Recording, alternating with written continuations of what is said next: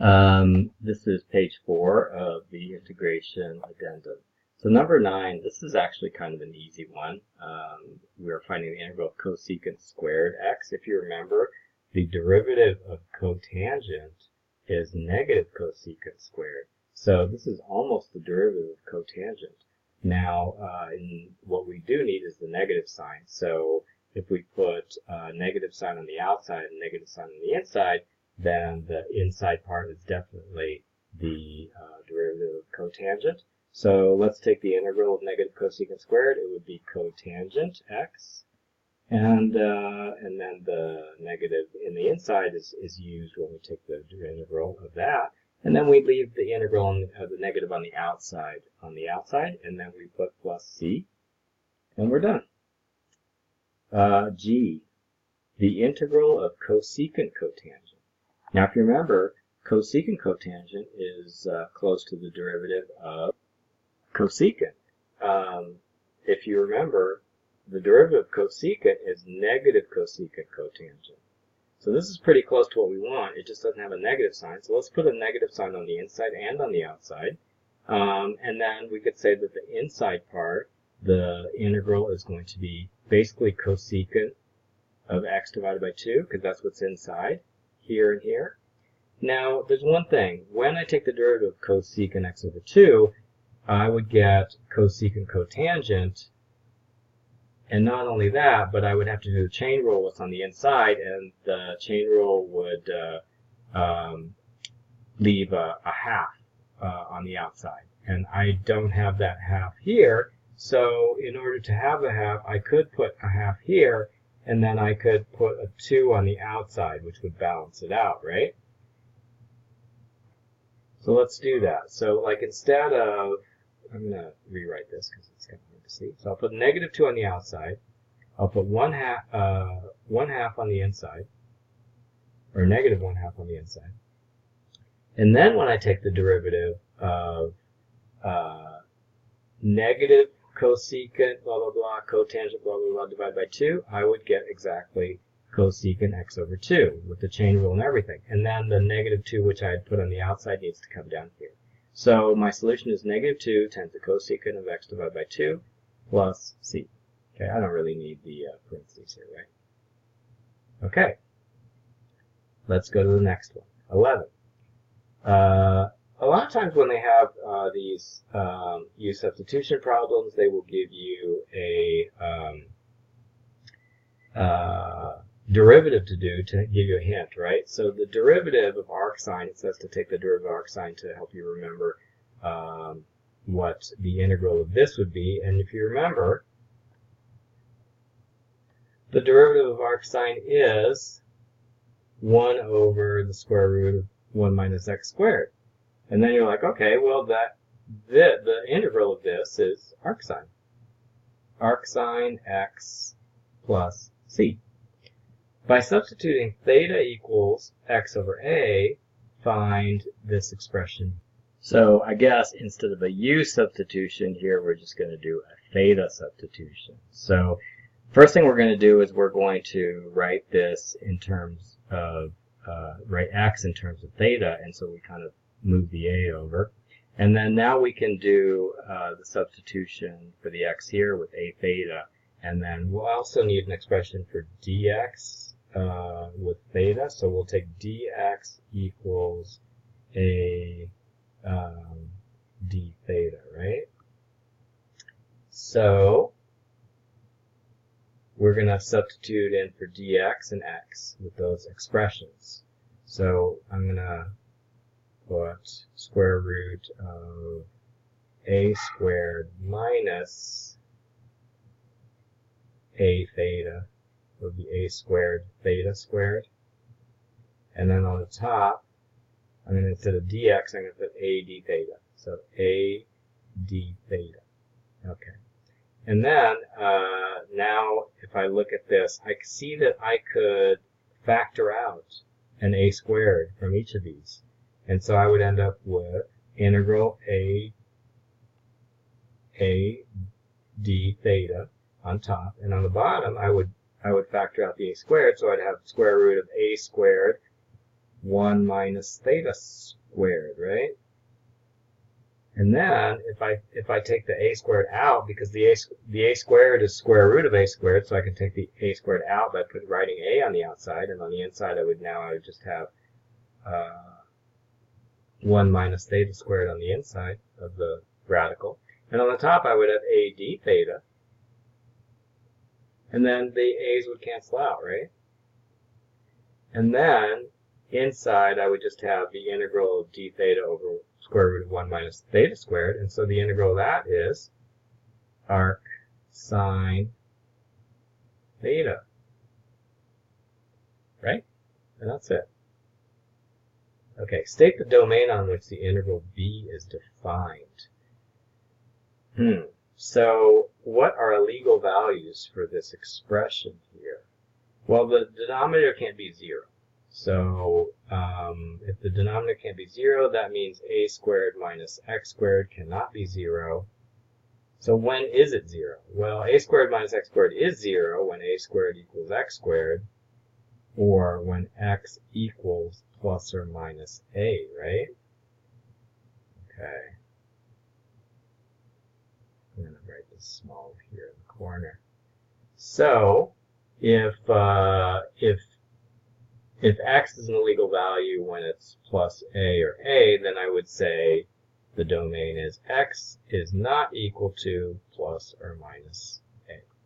Part D, hence find this integral here. And if you look at this integral, this is not difficult, right? You got a 4 multiplied times, basically the derivative of arc sine. So basically this is just equal to 4 arc sine of x, right? Not difficult. Okay, and then this one here, the integral of 1 over 1 minus 4x squared. This is similar to this expression here, right? So let's see, how is this related to that one? I could adjust this so that instead of 1 minus 4x squared, I could have like blah, blah, blah minus x squared. How could I do that? If I divided the bottom by square root of 4, I think that would do it. So I'm going to divide the bottom by square root of 4, which means I would have to divide the top also by square root of 4. And that would give me something like, the top would be 1 over 2, because square root of 4 is 2.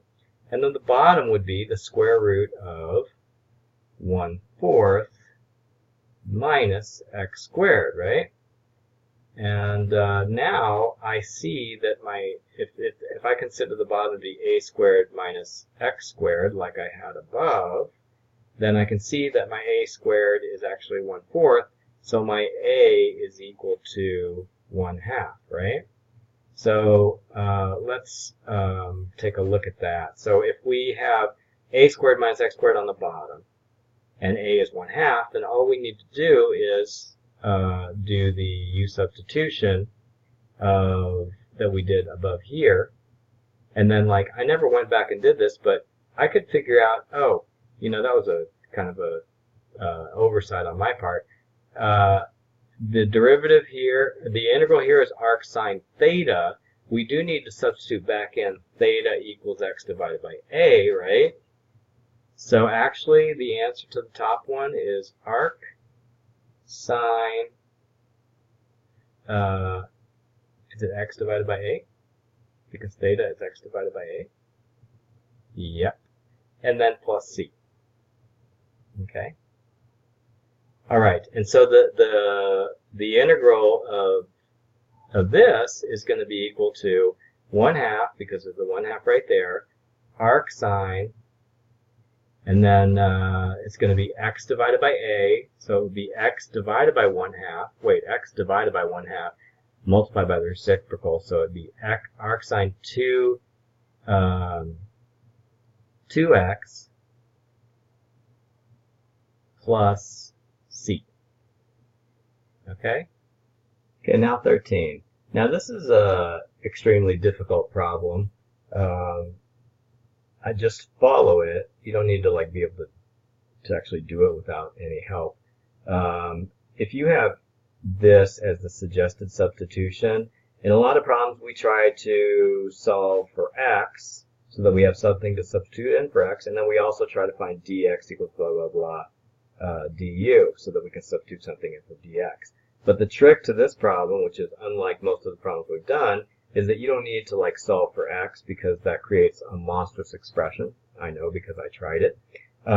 You're just going to like do it halfway, and then you're going to get something that kind of looks like this, and then you're going to stop, and then you're going to find your du dx expressions also.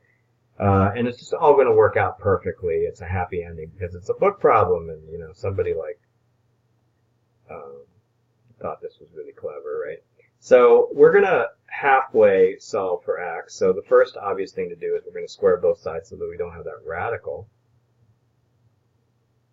I think that's an epsilon. Not sure. Then they're going to separate this ugly expression, which would create a quotient rule and maybe like a lot of different terms, into a partial fractions expansion. So, like for example, I could make an expression that looks exactly like this on top by adding and subtracting an epsilon, right? So I could do x plus epsilon minus epsilon. I already had a minus epsilon. And that gives me something that will reduce to 1, right? Because like these two together equal 1. And then minus 2 epsilon over x plus epsilon, right? And so now I get something that is pretty easy to take the derivative of because the bottom has an x and the top does not. So I kind of made things a little bit easier for myself. So now I'm going to take the derivative of both sides. So I'm going to take the derivative of the left side and the right side. Derivative of the left side is pretty easy. 2 du dx. And thanks to our partial fractions expansion, the derivative of the right side is also easy. Derivative of 1 is 0. Derivative of minus 2e over x plus e is just minus 2 epsilon divided by x plus epsilon. Negative 1 comes out front. This is now 2. Okay? So it's like we did the power rule on 1 over u. We got 1 over u squared.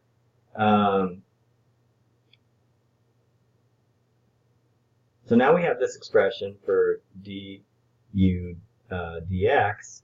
We could rearrange it if we need to 2u du equals 2 epsilon dx divided by blah, blah, blah squared, right? X plus epsilon squared. Okay, now let's compare it to the original. The original looks like that. Let's see. And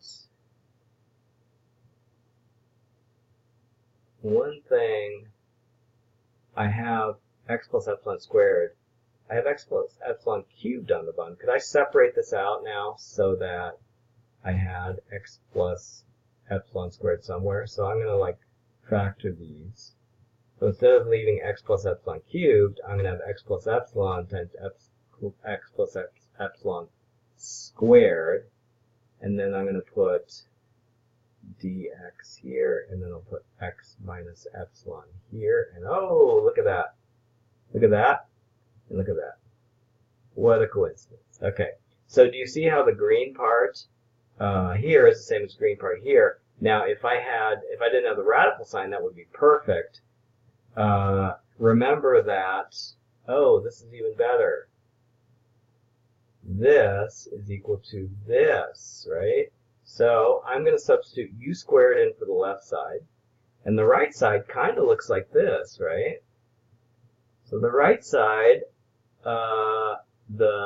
this part here is an exact match. So I could put that in. I could, oh, look, you know what makes it even more perfect?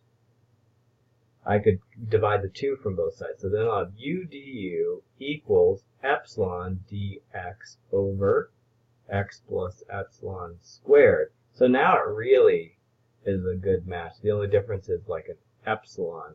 So I'm going to move the epsilon actually to the right, the left side. Okay, now I can substitute it. So instead of dx over x plus epsilon squared, I should use a different color, make it easier for you guys. I'm going to use blue. Okay, so I'm going to substitute u du in for that. Oops, I erased my epsilon by accident. Right? Okay, so I'm going to put u du epsilon, and then I have the integral sign. And now I'm going to integrate that. Oh, that's just the integral of u cubed over epsilon du, which is just equal to u to the fourth over 4 epsilon plus c. And then I'm just going to substitute back in for example, my u squared expression for u to the fourth. So that would be x minus epsilon squared over x plus epsilon squared, because it's u to the fourth instead of u squared, divided by 4 epsilon plus c.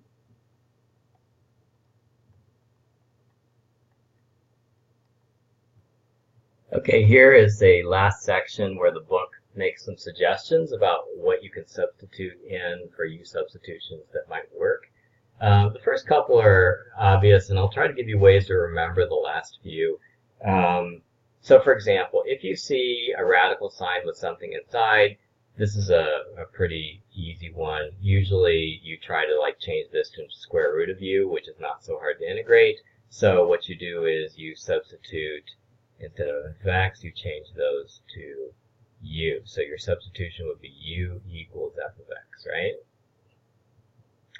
For the second one, just by doing a substitution where you put u's in for every natural log of x, that also works a lot, especially because even though natural log of x looks horrible, taking the derivative of natural log of x gives you something pretty easy to find in any place, because the derivative of natural log of x is 1 over x, right? And x's are pretty common in problems, okay? Now the last few are harder, and I'm going to try to give you ways to remember at least the first couple. For example, if you have square root of a squared minus x squared, doesn't that remind you of Pythagorean's theorem? So basically, this reminds you of maybe the hypotenuse squared, and this is one of the legs squared. It turns out that a good substitution here is to say, hey, one of the legs is equal to the hypotenuse times the sine of